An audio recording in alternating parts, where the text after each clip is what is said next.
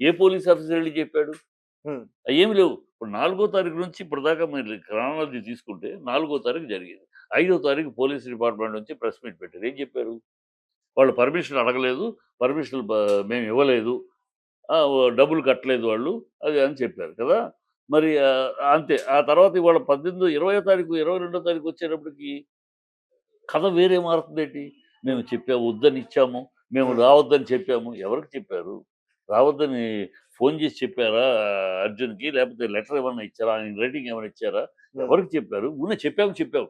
ఎక్కడ ఆధారాలేయి? ఏమో ఇప్పుడు రిలీజ్ చేశారు ఒక పేపరు అది. ఇన్నాళ్ళేమైంది?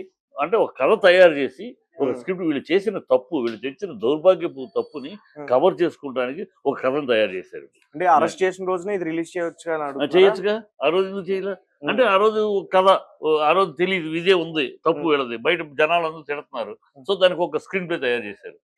ఇలాగు అని ఒక పేపర్‌లో ఒకదాన్ని రెడీ చేసి పేపర్ చూపించి, ఇదిగో చూపించావు. సరే చూపించావు. ఇన్ రైటింగ్ ఇచ్చావా నువ్వు రావద్దని? హ్మ్. ఇవ్వలేదుగా. ఫోను చేసి ఇప్పుడు దేవరా ఫంక్షన్ జరుగుతా ఉంటే పోలీసులొచ్చారు. సార్ మాకు ఇంటెలిజెన్స్ రిపోర్టు మీరు ఎక్స్‌పెక్ట్ చేసిన 75,000 కాదు 2,00,000 పైగా ఉన్నారు జనాలంతా చుట్టుపక్కల. హ్మ్. సో, మేము కంట్రోల్ చేయలేము. హ్మ్. వాళ్ళందరూ వస్తే అన్నారు. అంటే సరే క్యాన్సెల్ చేసుకోమన్నారు. క్యాన్సెల్ చేసేసుకో. అలాగే అర్జున్ ఇలాగ ఇక్కడ ఉంది. మీరు రావద్దంటే రాడు. అంతే కదా!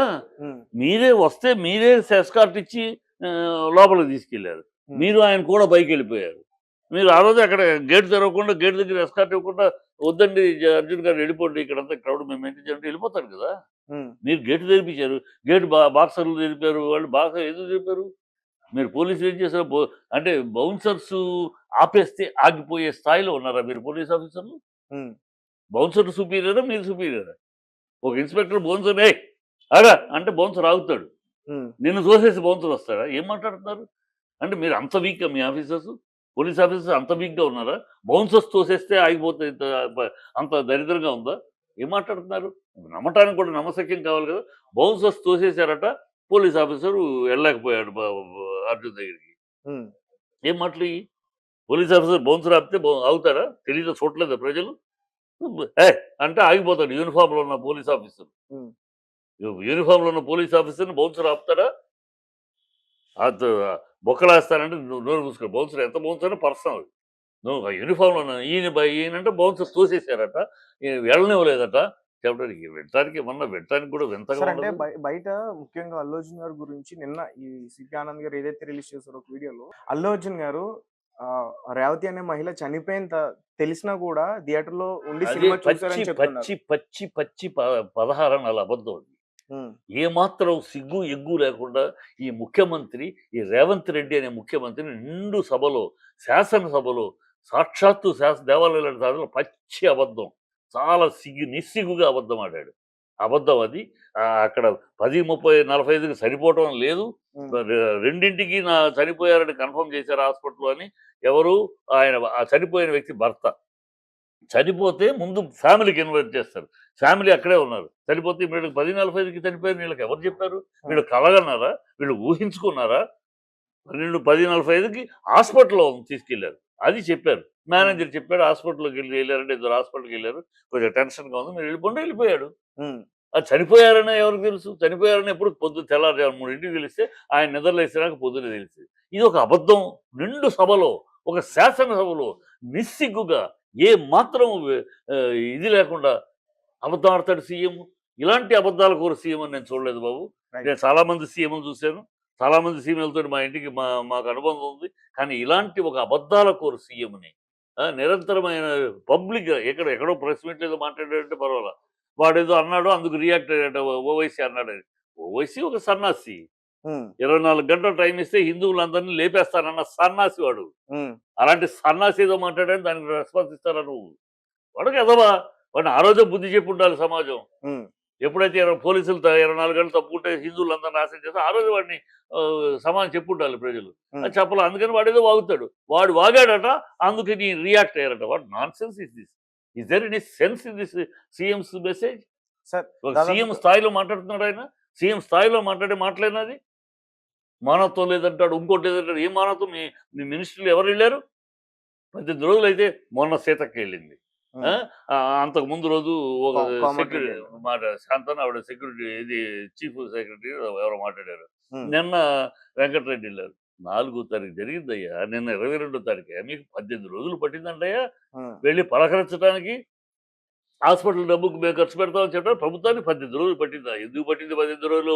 మీరు ఒక కథ తయారు చేసుకుంటానికి, ఒక స్క్రిప్ట్ తయారు చేసుకుంటానికి, ప్రభుత్వం చేసిన తప్పిదాన్ని కప్పిపుచ్చుకుంటానికి ఒక కథ తయారు చేసుకుని ఆ కథతోటి నేను వచ్చి బయటకు వచ్చి చెప్తారా? సరే రైట్.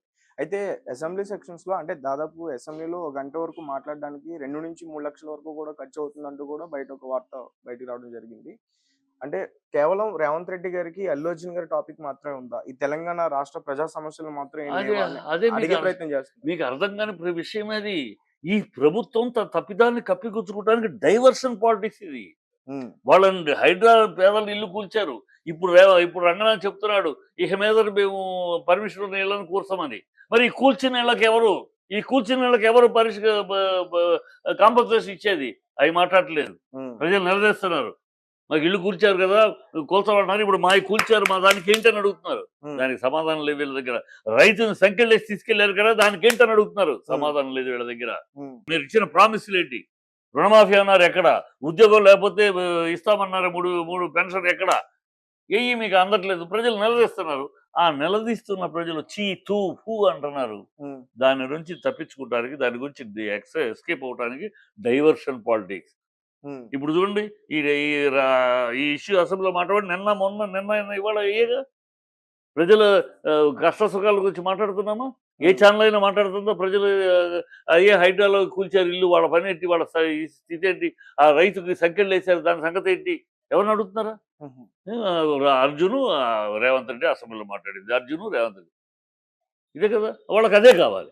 వాళ్ళకి డైవర్షన్ వస్తే ప్రజలు వాళ్ళ దుష్ట పరిపాలనని, దుర్మార్గ పరిపాలనని, అవినీతి పరిపాలనని, అసహ్యమైన పరిపాలనని, అబద్ధాల పరిపాలనని ప్రజలు ప్రశ్నించకుండా వీటి మీద పడిపోతారు. ఇదే కావాలంటే అందుకే చేస్తున్నారు. రైట్. అయితే ఒక రాజకీయ నాయకురాలు కొండా సురేఖ గారు సమంత గారిని కొన్ని మాటలు అన్నారు. అప్పుడు అంటే ఆమె మీద సరైన యాక్షన్ తీసుకోలేదని కూడా చాలా మంది అవును. చెప్తున్నారు. వీళ్ళు మొదటి నుంచి చెప్తానే, సమంత గురించి మాట్లాడినప్పుడు సమంత ఆ రోజే ఖండించుంటే, ఒక్కళ్ళు ఖండించలా, ఒక్క మినిస్టర్ ఖండించలా, ఒక చీఫ్ మినిస్టర్ ఖండించలా, ఇంకా పైగా సమర్థించారు. ఉమ్, కనుక వాళ్ళకి పెట్టలేకపోతున్నారు. సమంతకి ఏమనలేదు కదా. సమంతాని గురించి అంత అసహ్యంగా మాట్లాడినా కూడా మన ప్రభుత్వం, మన చీఫ్ మినిస్టర్ మన ఏమనలేదు కదా. ఉమ్, సో ఇంకేమైనా చేయొచ్చు అని. ఇవాళ సినిమా వాళ్ళ మీద పడుతున్నాడు ఆయన. సినిమా వాళ్ళ మీద పడి డైవర్షన్ చేస్తున్నాడు పాలిటిక్స్ని.